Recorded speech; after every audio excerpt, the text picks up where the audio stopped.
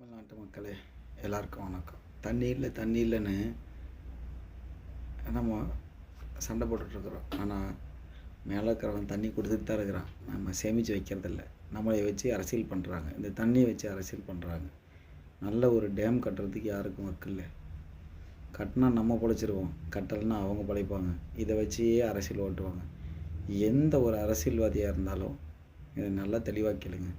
தண்ணி நம்மளுக்கு வேணும்னா நம்ம தமிழ்நாட்டில் பெரிய அணைகள், முல்லை பெரியார் அணை, ராஜராஜ சோழன் அவங்கெல்லாம் கட்டினாங்க இல்லையா, அந்த மாதிரி அதை விட மிக சிறந்த முறையில் கட்டினா மட்டும்தான் தமிழ்நாடு செழிப்பாக இருக்கும். தமிழ்நாட்டில் எல்லா வளமும் கிடைக்கும். இல்லைன்னா அடுத்தவங்ககிட்ட கையேந்திட்டு தான் இருக்கணும்.